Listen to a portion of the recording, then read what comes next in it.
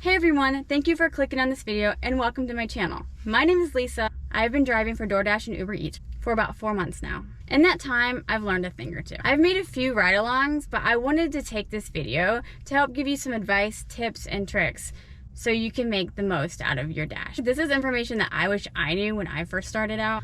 Also, before I start, make sure you subscribe to my channel and smash that like button. So the first tip I have is to make sure you dash during the lunch and dinner rushes during the week.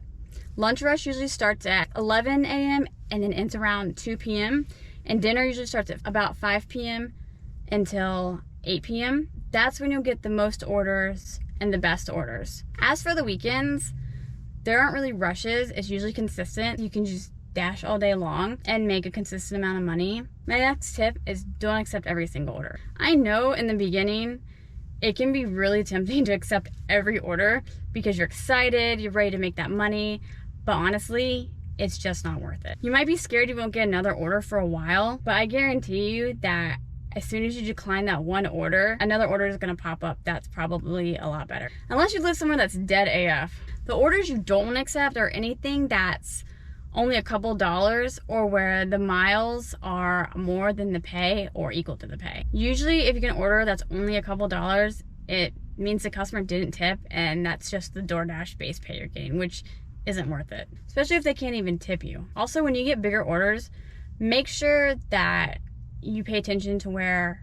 you're picking up the order and where you're dropping it off. If you get an order that's about $15 for about 10 miles, but you're going all the way out of your zone, then it might not be worth it. I still take those orders just because I'm usually driving and I'll see $15, for 10 miles and I'm driving, so I'm not trying to zoom in on the map or anything and figure out all the logistics. I'm just like, ooh, $15, 10 miles sold. So sometimes I'll do that and then I'll see that it's taking me out of my zone and I'm bummed. Try to have a couple areas in your zone that you like to go pick up orders, that have restaurants that you like to go pick up orders at, and make sure that when you pick up an order from a restaurant, you're dropping off the order closer to the other area in the zone, because that way you're getting more bang for your buck. I hope that makes sense. Also, it's okay to decline orders. Don't feel like you have to accept every single order. You could have a 0% acceptance rate and you can still dash.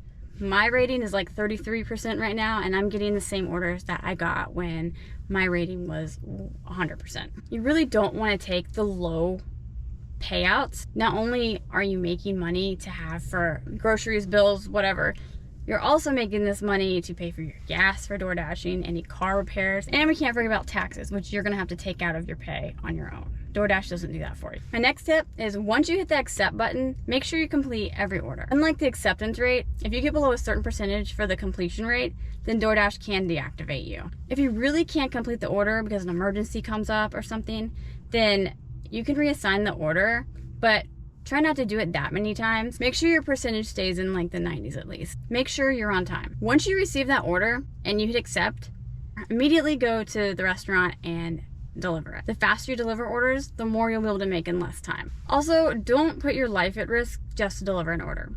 If it happens to take you about 30 minutes because you're in traffic or construction or whatever, then guess what? It's gonna take 30 minutes. Most of your orders though shouldn't take that long. Don't speed to drop off your order or drive crazy, because wrecking your car isn't worth it. If you wreck your car, you're not gonna be making any money. Take advantage of stacked orders, peak pays, and challenges.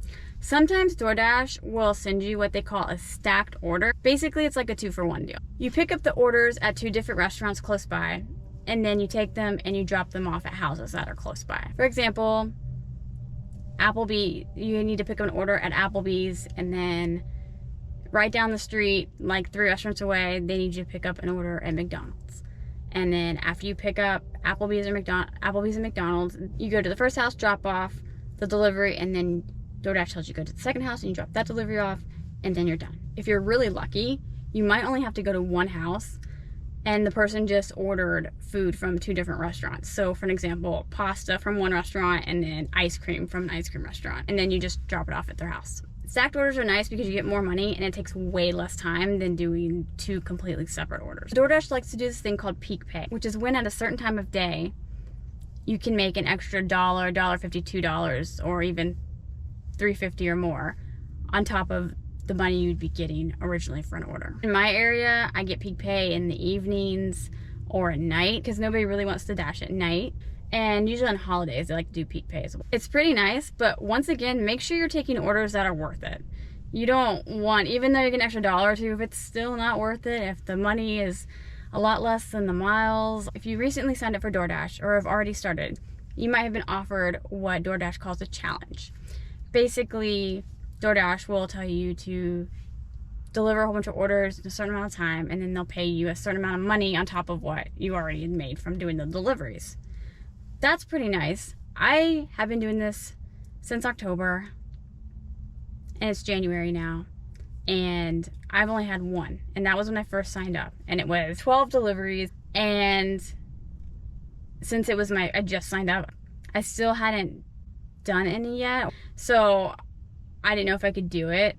But the last day, I just decided, okay, I'm gonna take today and I'm gonna go out and do 12 deliveries. It was like, do 12 deliveries for an extra $200 on top of what I make from the deliveries. So I decided at like noon that day to go out and do my 12 deliveries. I did about 10 of them, and then it was 10 p.m. at night, and I got no more orders. It just stopped. I had 2 more deliveries I needed to do so I could make $200. I think I got one more between 10 p.m. and midnight, and that was it. And this was like when I first started. I didn't know my area that well. I was taking every order, so I didn't really know what to take and what not to take. So yeah, I ended up doing just one short of making $200, which was really upsetting, but I guess that's what I get because I think I had like 3 days to do it and I did it in the last day, so I guess that's what I get. That's my DoorDash challenge story. If you get to the restaurant after you get an order and they're taking a while to make the order, I just like to text my customer and just let them know that it's they're still working on the order and I'm gonna get it to them as soon as I can. Also, if the customer requests extra ketchup packets or sauces and it doesn't require any extra money out of your pocket, then I try to do that for them as well. Not only will this help you get a 5-star rating, and the more 5-star ratings you have, the better. But also you might get a cash tip. Some customers like to give a cash tip on top of what they tipped you in the DoorDash order, which is nice. And I've gotten about from $2 to about $5. So you never know. So one thing I feel is important, at least where I live and some of the orders I take, is if you get an address and you notice that they live in an apartment, and usually this is like this is usually the ones I have problems with. I don't have problems with gated communities with houses. For some reason, people always forget or don't think about putting in the gate code into the instructions on your DoorDash order. So what I try to do is, if I see I'm going to an apartment and they didn't provide me a gate code, I usually like to text them or try to call them and ask them if they have one. I used to do it when I would get to their apartment, but then they wouldn't answer the phone or text me back, and I would just be sitting there waiting. And that right there can prevent you from making good money because you're waiting on them. So usually what I like to do is text them and say something like, hey, this is your dasher. I'm just letting you know I picked up your food and I'm on the way to you. Do you have a gate code I might need to get in? Because if you do that, that gives them time to get to your message. And then by the time you get there, they've messaged you their gate code, and you're able to get in, drop off their food, and be in and out. Make sure to schedule your dash a day or two ahead at least. If you just wait until the day of, then you might not be able to dash because there's too many dashers on the road and they don't have any slots open for you. So that way you'll be guaranteed a slot to dash in. Last but not least, make sure you take care of yourself.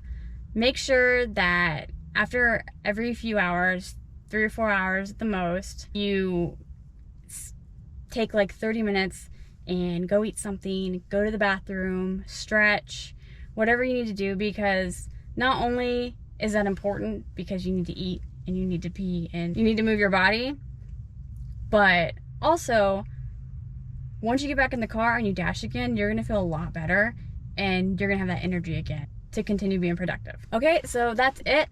I hope I helped give you some advice or information that you found useful. If I forgot any tips that you do think would be helpful for any other dashers, please leave them in the comments below, and I will talk to you guys next time.